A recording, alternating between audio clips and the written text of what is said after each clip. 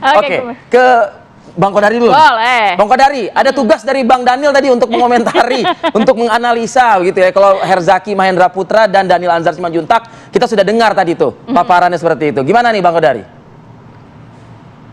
Oh, saya mulai dari Zaki dulu. Wajahnya sangat cerah itu karena bukan cuma menang Pilpres, tapi Oh, berarti juga nggak salah saya penilaian karena saya tadi sudah di menang awal. Pileg.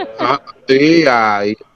Dan dia sudah udah istirahat dari belusukan Kalimantan Barat, itu kan berat banget tuh medannya, alamnya. Jadi mukanya udah nggak kena matahari lagi tuh, mulus.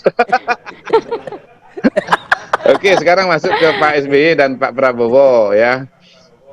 Ini sebetulnya gampang banget sih, nggak usah kemana-mana. Menurut saya pertama-tama kita lihat dua orang ini dari sisi kepribadian saja, dari sisi individu. Bahwa dua orang ini kan dua orang pinter ya, dua orang pinter banget, dua orang yang suka membaca gitu ya, suka diskusi. Anda kalau kenal dengan Pak SBY, koleksi bukunya juga banyak banget. Pak Prabowo di biografinya itu, kepemimpinan militer itu juga bercerita mengenai buku-buku yang dia baca. Jadi sih saya kira ya dengan dua dasar itu saja kita sudah bisa mengatakan dua orang ini akan suka ketemu gitu loh. Selama ini jarang ketemu. Pertama karena memang mereka punya jalan hidup masing-masing ya. Karena ini kan dua orang tokoh, dua orang pinter, lalu kemudian di sekitar mereka itu ada para pengikut masing-masing, dan akhirnya ya dua pimpinan ini jalan dengan dengan jalan hidup dan cerita hidup mereka masing-masing ya. Pernah bahkan berhadapan ya, Pak Prabowo sebagai wakil presiden, calon wakil presiden, dan Pak SBY sebagai calon presiden. Tetapi kan akhirnya sejarah mempertemukan mereka. Nah, sejarah mempertemukan mereka ini juga ada dua fase saya kira. Pertama, fase saat ini, di mana pemilu baru selesai, lalu kemudian sedang penghitungan suara, menuju ruang-ruang kemungkinan ke depan, ada potensi hak angket, ada potensi sengketa di MK, ada dinamika di masyarakat. Saya kira dua tokoh ini yang punya pengikut masing-masing tentunya berpikir bagaimana cara membaca dan mengantisipasi situasi yang sekarang. Yang kedua berbicara tentang masa depan ya, bagaimana posisi Partai Demokrat dalam pemerintahan Pak Prabowo dan Mas Gibran. Apakah misalnya Herzaki juga akan mendampingi Mas AHY sebagai menteri begitu ya. Saya di luar kalau Mas AHY saya yakin masuk ke dalam kabinet ya. Apakah di ATR tetap atau di tempat yang lain. Tapi kalau ada satu lagi yang masuk ke dalam, itu saya yakin namanya Herzaki itu. Ya ini teman dekatnya AHY. Ya, amin ya, didoain nih Bang Kodari. Iya, yang satu lagi masuk itu AHY, maksudnya dari partainya Herzaki atau yang warnanya sama dengan Herzaki, Bang? Dari Herzaki, saya gini, dari Demokrat, saya yakin Demokrat tuh dapat 2 atau paling enggak, karena Demokrat kursinya cukup besar. Jadi pasti kita sekarang harus membicarakan dan menganalisa siapa yang akan menemani Mas AHY masuk dalam kabinet. Nah kalau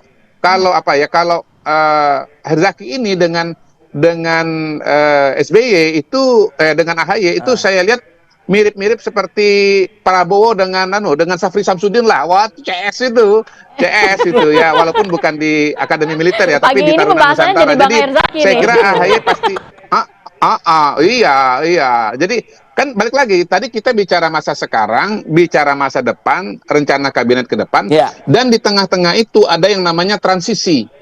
Nah, disinilah kemudian saya kira diskusinya akan sangat panjang dan mendalam, bagaimana antara presiden ke-6 dan calon presiden ke-8 itu berdiskusi mengenai program-program kerja, mengenai tantangan-tantangan menjadi seorang presiden, menjadi seorang pemimpin, cara terbaik untuk belajar bagaimana menjadi seorang presiden tentunya adalah belajar dari praktek dan pengalaman seorang presiden, dan saya kira itu yang akan dipelajari ya, bagaimana proses transisi. Pak SBY kan pernah mengalami dia peralihan kekuasaan dari Ibu Mega kepada Pak SBY, lalu Pak SBY kepada Pak Jokowi. Nah, saya kira itu yang sedang dipelajari sekarang ini. Jadi komplit lah Pak SBY ini, pernah menerima, pernah menyampaikan gitu, dan itu saya kira yang coba dipelajari oleh Pak Prabowo dari Pak SBY. 2 kali pertemuan itu menurut saya sih kurang lah. Itu apa itu intens? Belum itu, masih kurang. Saya bilang tak sore juga ketemu lagi kayaknya. Oke Bang Kodari, saya bergeser ke Bang Ipang deh. Bang Ipang, diskusi dan mempelajari 2 kata yang saya tangkap dari penjelasan Bang Kodari ya. Ini apakah memang 2 kata ini untuk mencerminkan dan menegaskan bahwa agar tidak ada satu dominansi begitu loh ya, salah satu pihak yang selama ini kita ketahui Pak Prabowo kan sangat ke Pak Joko Widodo sekali begitu. Nah ini agar tidak terlalu mendominasi hal tersebut sehingga harus bertemu dengan Pak SBY begitu. Iya, begini Bang Arif Adil, kalau saya melihat Mbak Rati ya, dalam konteks ini kita memaknai apa namanya meaning politik ya di balik ya makna di balik politik ini. Jadi bisa yang disampaikan Bang Arif Adil bahwa ini bentuk untuk tidak center of kandidatnya tidak hanya kepada Jokowi tidak satu pihak saja sebagai dianggap kingmaker selama ini kan.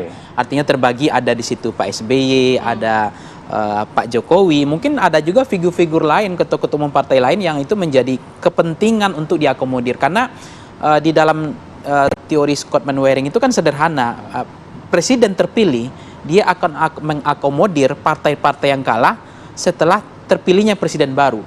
Nah, dalam konteks ini sebenarnya Demokrat kan bukan yang kalah dalam presiden, partai pendukung, partai pendukung gitu. Walaupun udah yang dibilang Bang Zaki tadi kan udah pasti dapat kursi lah.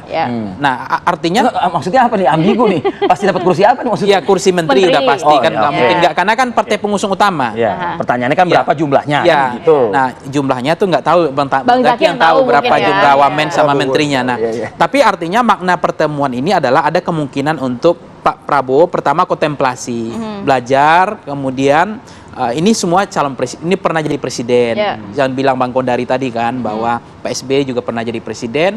Mereka tentu bisa saling melakukan pikiran, kontemplasi yang panjang dan belajar gitu. Nah, kalau untuk sekedar hanya menawarkan kursi jabatan menteri, menurut saya nggak terlalu penting pertemuan itu gitu. Jadi itu yang dicari sih. Jadi ada yang lebih penting lain. Lebih penting itu adalah starting point-nya adalah ya untuk memahami tentang mungkin tata pemerintahan ke depan seperti apa. Kemudian tidak terfokus ke Pak Jokowi yang dibilang tadi. Nah, itu juga poinnya. Tidak terlalu dominasinya Pak Jokowi. Betul. Yang kedua apa yang disampaikan Bang Daniel misalnya soal egaliter. Saya sepakat bahwa kesetaraan ya.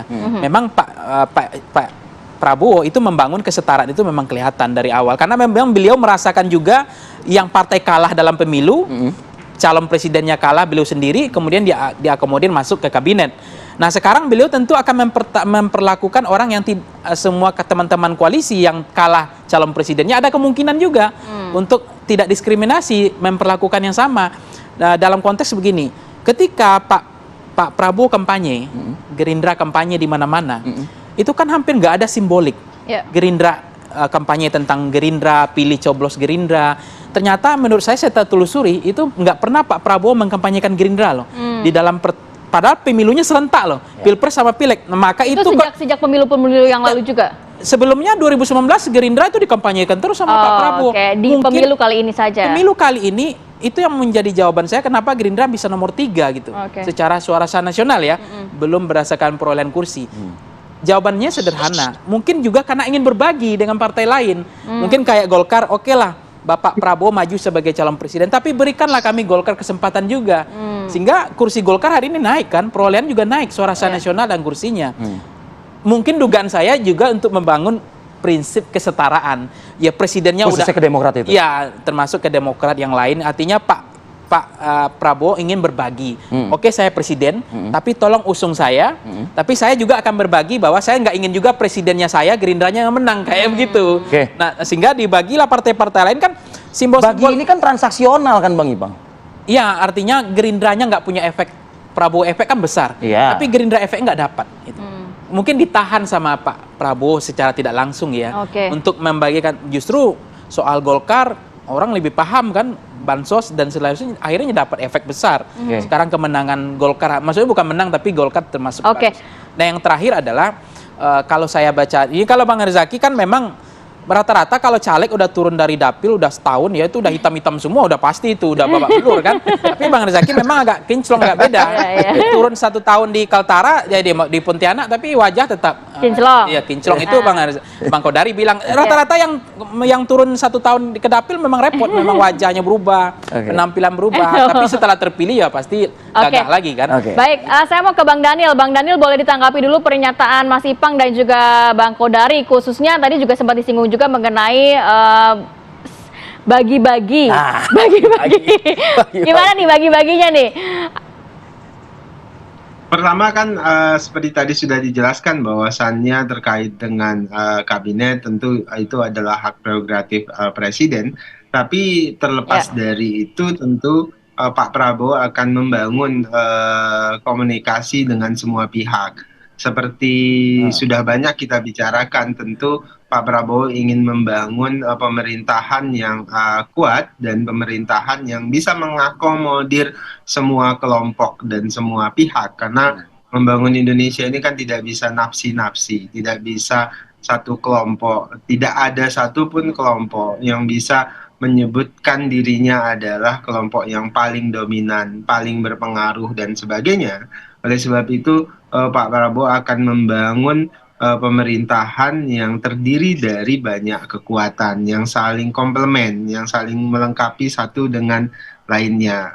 Saya sering menyebutkan Pak Prabowo ingin membangun super team, ingin membangun mengumpulkan putra-putri terbaik Indonesia sebagai bagian dari pemerintahan beliau.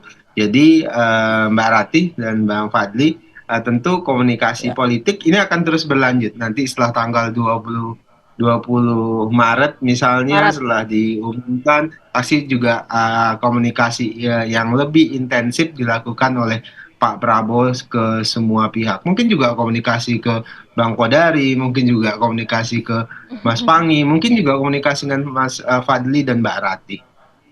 Mungkin. Saya sih enggak lah. Saya mah apalah saya ini kan begitu kan. Bang Daniel, jadi artinya begini Bang Daniel ya. Ini pertemuan yang intens dengan Pak SBY ini bukan bicara angka gitu ya berarti ya. Karena kan kalau tadi kan analisa dari Pangi Syarwi Caniago mengatakan Pak Prabowo ini akan juga merangkul mereka yang juga tidak di dalam koalisi. Mengingat di 2019 pun juga Pak Prabowo akhirnya bergabung juga ke kabinet Pak Joko Widodo begitu. Artinya tidak bicara angka ya, tawar-menawar ya sekali lagi.